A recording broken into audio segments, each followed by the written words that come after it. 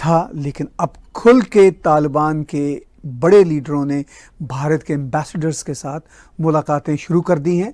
बल्कि पाकिस्तान को तो वो ड्यूरेंट लाइन के हवाले से रिसेंटली इक़्तिदार में एक तरह से आ चुकने के बाद ये पैगाम दे रहे हैं कि हम ड्यूरेंट लाइन को नहीं मानते। और मैंने बार बार बोला सर, इनका कोई आपस में लॉयल्टी नहीं है। ये जब तक तालिबान को पाकिस्तान से फायदा हो रहा था तब तक तालिबान ने पूरा पाकिस्तान से फायदा लिया, और जब तक पाकिस्तान को तालिबान से हो रहा था तो इन दोनों ने एक दूसरे का फायदा उठाया। और तालिबान ने इसलिए इंडिया चाइना सबसे बात करी है, लेकिन इंडिया में खास इंटरेस्ट क्यों दिखा रहा है, इससे बहुत ज्यादा तकलीफ पाकिस्तान को पहुंच रही है कि जैसे किसी सगे भाई ने धोखा दे दिया हो कि यार तुम इंडिया से कैसे बातचीत कर रहे हो। क्योंकि तालिबान क्यों नहीं रिकॉग्नाइज कर रहा सर ड्यूरेंट लाइन, मैं ये जानना चाह रहा हूं। पाकिस्तान सबसे पहले ये पूछे कि भाई आप लोग पाकिस्तान के वजूद को मानते हैं कि नहीं मानते। तालिबान वाले वजूद मतलब जो पाकिस्तान का नक्शा है।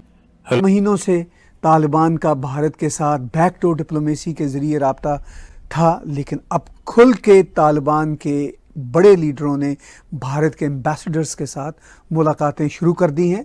ये एक इम्पॉर्टेंट डेवलपमेंट है और इससे ये पता चलता है कि तालिबान आज के दिन अपना झुकाव सिर्फ पाकिस्तान की तरफ नहीं रखना चाहते, बल्कि पाकिस्तान को तो वो ड्यूरेंट लाइन के हवाले से रिसेंटली इक़्तिदार में एक तरह से आ चुकने के बाद ये पैगाम दे रहे हैं कि हम ड्यूरेंट लाइन को नहीं मानते, और भारत को ये कह रहे हैं कि आप आइए अपना कंटिन्यू कीजिए, जिस तरह आप हमें पहले मदद देते रहे इसी तरह और मदद दीजिए और इन्वेस्टमेंट भी कीजिए। सूरत हाल बड़ी इंटरेस्टिंग है अभी हाल फिलहाल की।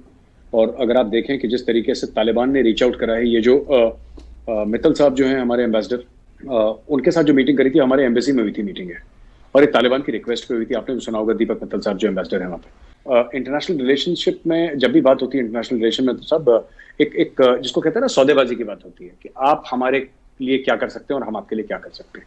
ठीक है, it could be in cash, it could be in kind, it could be in influence, it could be in anything. जिस तरीके से बोला था, जिस तरीके से समझा था पाकिस्तान ने कि अफगान तालिबान उसकी बैक पॉकेट में रहेगा, अफगान तालिबान वैसे बिहेव नहीं कर रहा सर। अफगान तालिबान ने बोला है कि टीटीपी से बात करनी है खुद बात कर लो, है ना।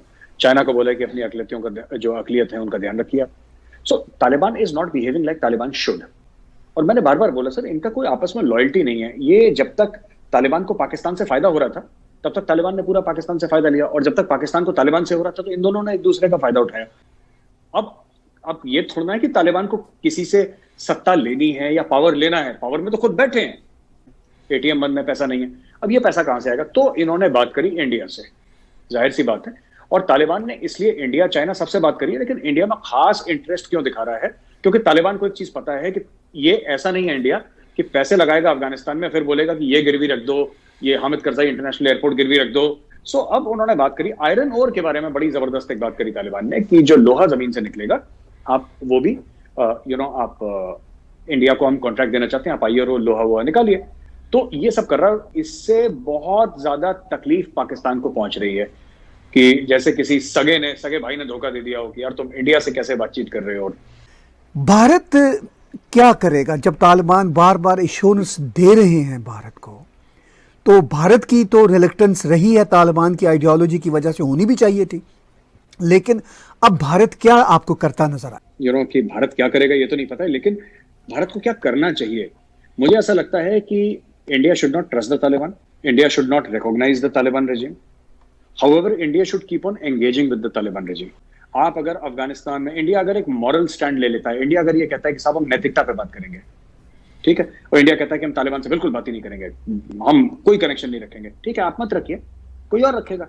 लेकिन चीन वहां पे आएगा और लोग आएंगे वहां पे, अपना जो साम्राज्य वहां पे बनाने की कोशिश करेंगे, तो इंडिया को भी वहां पे कदम तो रखना पड़ेगा।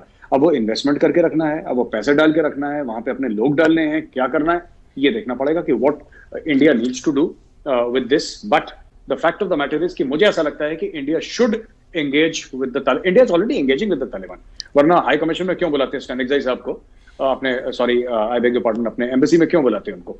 This is engagement only sir.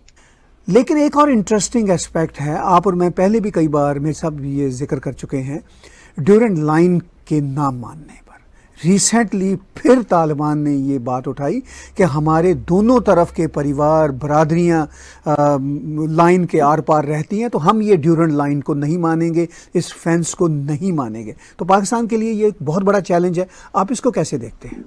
Tahir साहब, तालिबान ये भी कह सकता था कि हम ड्यूरेंट लाइन को मानते हैं, लेकिन एक वीजा फ्री एंट्री होनी चाहिए, वीजा ऑन अराइवल होना चाहिए, क्योंकि लोग एक जैसे हैं, उनके परिवार एक जैसे हैं, और जो भी आएगा फिर वो कहाँ कहाँ जा सकता है, इसमें शराइत हो सकती थी। लेकिन तालिबान ने ये नहीं बोला, क्योंकि तालिबान क्यों नहीं रिकॉग्नाइज कर रहा था ड्यूरेंट लाइन, मैं ये जानना चाह रहा हूँ। जैसे लाइन ऑफ कंट्रोल को आप डिफैक्टो बॉर्डर नहीं मानते हैं, या आप बॉर्डर उसको नहीं मानते लाइन ऑफ कंट्रोल को, नॉट डिफैक्टो बट आप उसको बॉर्डर नहीं मानते लाइन ऑफ कंट्रोल को। क्यों? क्योंकि पाकिस्तान कहता है कि कश्मीर हमारा है, जो इंडिया वाला कश्मीर। इंडिया कहता है जो पाकिस्तान ऑक्यूपाइड कश्मीर है, जो पाकिस्तान ने चोरी से गलत तरीके से ऑक्यूपाई करा, वो हमारा हमें वापस चाहिए।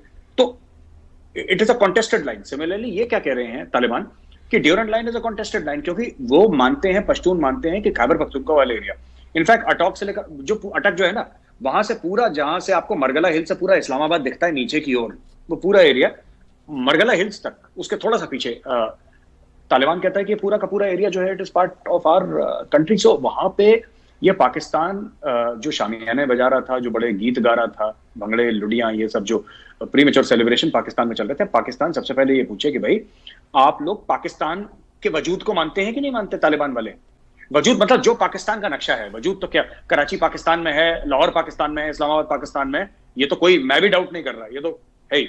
लेकिन खैबर पख्तूनख्वा वाला एरिया, आपका एक पूरा सूबा, आपके बलूचिस्तान के कुछ एरिया जहां पे पश्तून मेजोरिटी पॉपुलेशन है, क्या आप पाकिस्तान की सॉवरेनिटी मानते हैं, जो पाकिस्तान का नक्शा है? और पाकिस्तान को पूछना चाहिए ब्लंटली, तालिबान से सिर्फ ड्यूरेंट लाइन की बात नहीं है कि हम लाइन को नहीं मानते, लाइन की अपने आप में कोई वजूद नहीं है। उस लाइन की इंपॉर्टेंस इसलिए है क्योंकि वो दो मुल्कों के बीच में बॉर्डर है। जो काबुल की गद्दी पे बैठा है उसने कभी ड्यूरेंट लाइन नहीं मानी पिछले 75 साल में। तो उस मामले में, सिर्फ उस मामले में, चाहे वो अशरफ गनी हो, चाहे वो मुल्ला बरादर, ये सब बराबर हैं। These people are equal, they do not, Pakistan की सोवरेनिटी नहीं मानते ये पाकिस्तान